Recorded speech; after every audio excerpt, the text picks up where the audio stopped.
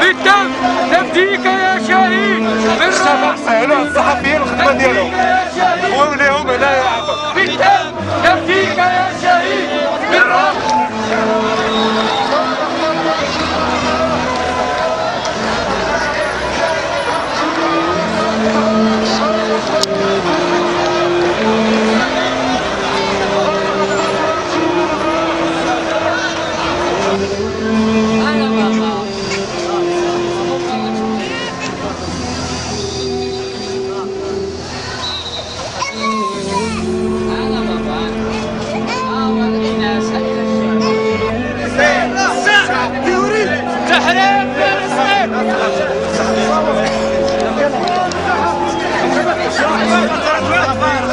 قتلت الأمهات لكي لا يلدن مقاومين.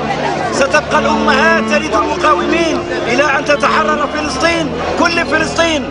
العار للحكام العرب الذين يتصلون بإسرائيل لحثهم على التواصل في حق غزة. العار للحكام العرب، العار للحكام العرب الذين يوجهون أسلحتهم إلى شعوبهم، وإسرائيل تستفرد بالشعب الفلسطيني.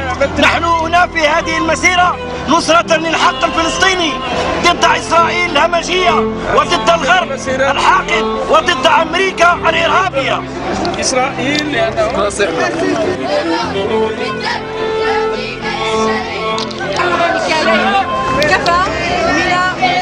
المسلمين محاولة إبادة الشعب الفلسطيني. أن النصر سيكون عليكم ولكم ستساندون حتى ينتصر وحتى يبني حقه المستقلة. لعنك الله يوم الدين، لعنك الله يوم الدين. شويه لعنك الله يوم الدين.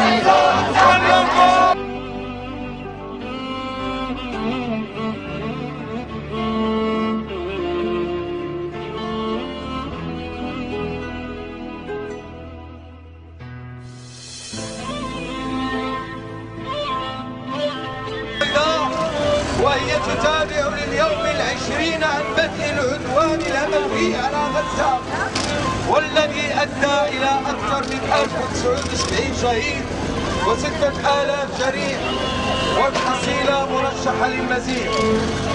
إننا نحن المشاركين في المسيرة ندين وبقوة الجرائم الصهيونية الفاشية والتي وصلت إلى حالة من الجنون والوحشية التي لم تعد الجرائم ضد الإنسانية لها مثيل، والتي لم تنجح في كسر إرادة المقاومة والصمود بالرغم من كل المؤامرات وكل أشكال فرض الاستسلام عليه. مؤكدين كجماهير شعبية دعمنا لنضال الشعب الفلسطيني الذي لم يتغير وهو صانع الانتصارات والانتفاضات. شعب يضحي في كل مجالات المقاومة على أرضه في وجه الاحتلال. نشارك اليوم في هذه المسيرة ونحن إلى جانب الشعب الفلسطيني نعيش شرارة